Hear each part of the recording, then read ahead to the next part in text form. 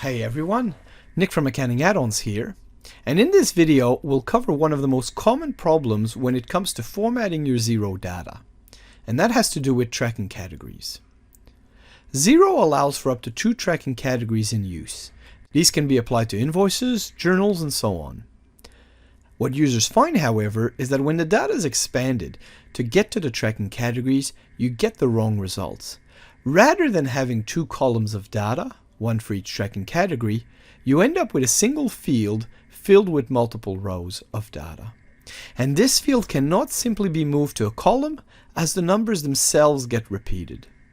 This is primarily due to how the data is structured within Xero.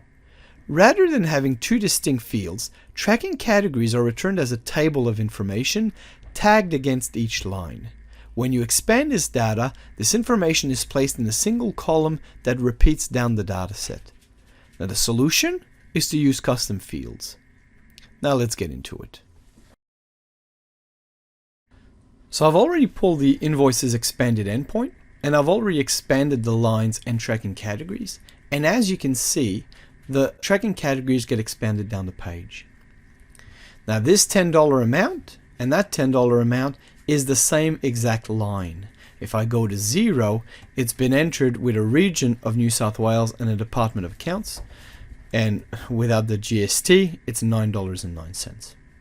So they're exactly the same lines, and the Queensland corporate one relate to the 224 amounts. Now what I want, rather than having the accounts down the page, what I want to do is I want to actually have it across the page, as in region and department, mirroring what's actually been entered in Xero. What we'll do now is we'll right click on the invoice expanded endpoint and edit query, so we can actually shape it the way we want to. Now at the moment it was pulling the source data, filtering specific rows and sorting it, and then expanding the line items and expanding the tracking categories. What we'll do is we'll remove this expanded tracking categories because we won't need it. The next step is to really pay attention to the names of the fields. In this case, my line items.tracking field, if I click on one of these cells, has a name, option, and tracking category subfield with the following values. Now it's important to pay attention to the names of the fields because different endpoints in Xero will have slightly different naming conventions. Now these values of this specific invoice relates to what I'm seeing on my invoice in Xero, and the tracking categories relate to how it's defined within Xero as well. So you can see here region is made up of New South Wales, Queensland, Vic and WA, and department has accounts, corporate, HR and IT. Go back to Power BI and I'll make sure I pay attention to these names.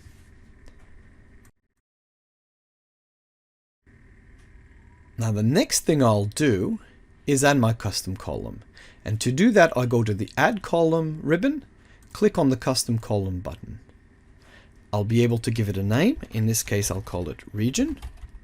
But the name can be anything you want. It's up to you to define the name. It doesn't necessarily have to match what the data is in Xero. And the other field, I'll type in the formula. I'll explain the formula in more details later, but in this specific case, I'll do a table.select rows, open bracket, and pass in the name of my table.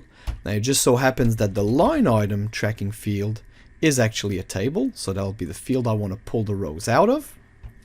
The next parameter is the condition, and it'll be each name in between square brackets equals region. Now what this does is it'll actually go to the line items tracking table and pull each row whose name is equal to region. Now that might return one or more row, so I'll want only the first one. I'll put curly brackets 0.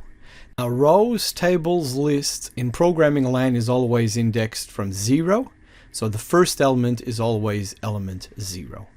And that'll return my first row that I'm interested in.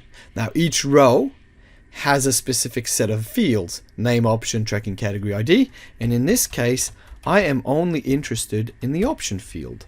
So I'll put square bracket option. Now that formula will return me the actual value I'm interested in. If I click OK and scroll across, you can actually see it's pulled New South Wales and Queensland out. So I'll repeat the process to add the other column. I'll go add column, custom column, and I'll enter a name. I'll just call it dep just to show you that the name can be anything you want. And the formula will be pretty similar. It'll be table.select rows, open bracket, line items tracking, comma, each name equals, and in this case, the field is department. I still want element 0, which is my first one, and I still want the option value. If I click OK, it'll add the column department. Now there's one more step to do after this. Now, in this specific case, you can't see any problem because the data's fine. But if I go back and refresh the data, I should have 3 different invoices. You can see it here. If I scroll back across, I can see an error. Now the reason I've got an error is in that formula, it's saying pull the tracking category whose name matches department, pull the first element. But in this case, what happens if there's no element to match? So I actually need to add an extra step. Now I can do it in 2 different ways. I could either tweak it in the formula itself, but what I like to do is right click and I choose replace errors.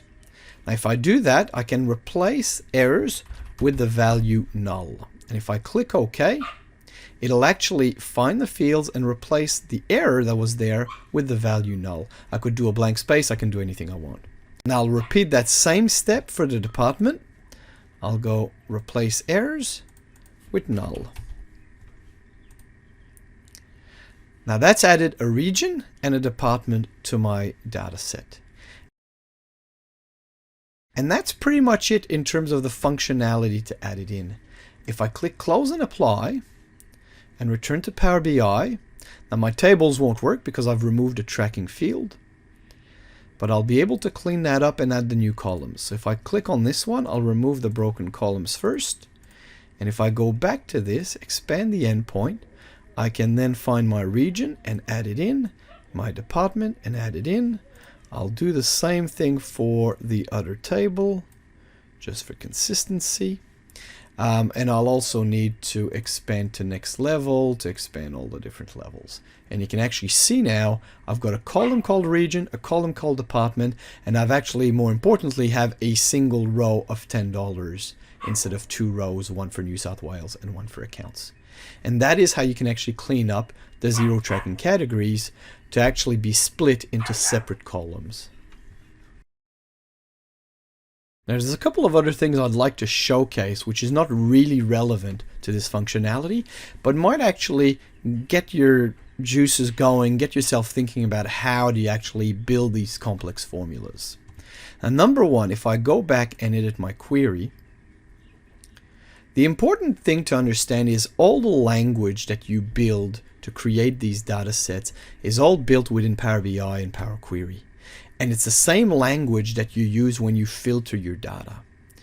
Notice the following. If I scroll across and I've got line item text type, if I click on a little drop down and choose, let's say, only output. If I click OK, notice what it's done. It's added a filtered row step and it's done a table.select rows. Here's the table, which is the previous name of the step, so it filtered the previous table. Each line item's text type equals output. Now that syntax that's here is very similar to the syntax that we typed in here in our formula.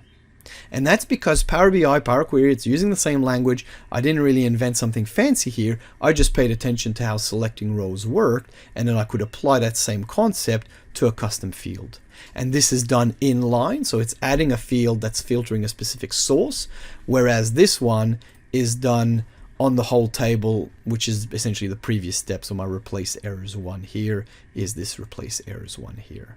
So pay attention to that. As you're manipulating the data, the syntax that it creates can also be used in custom formulas to create your own functionality. Now, another thing worth paying attention to is when I built this formula, I tried to pack as many steps as possible within a single instruction, but I didn't actually have to do that. If If I grab my formula again, and I go to the end here, and I'll add a new custom column. I'll call it region version 2. What I could have done instead is just select the rows where the name match region and not do the indexing side of things. If I did that, what would happen is I'd get still a table. Now that table would have a single region. And after that, I could have expanded it to pull the option value in. And you can see here, I've got Queensland, I've got Queensland. I don't have multiple rows being expanded. Now that works because what this instruction does is it pulls the rows that matches the tracking categories whose name is region, and Xero will only have a single region for each invoice line, and this will work. And then by expanding it, I technically don't have to worry about replacing errors. As you can see here, the null concept happened automatically. Now it's up to you as whether you want to pack all the information into one single formula that does the most amount of steps possible, or whether you want to separate it out into a identify the region and then expand it as a separate step. But both approaches are possible and work. Now there's one more variation I'd like to showcase, and that is for those that have invoices where they put the same tracking categories to all the lines. And they're not really interested in the line values themselves, they're interested in the invoice values, but they want to pull the tracking category that's within the lines without actually having to expand and include line data. I remove all these steps that I've created, including the expanded lines. I've got my table. Now I've got my table, and let's say I wanted to pull the tracking category at this level that's down below the lines.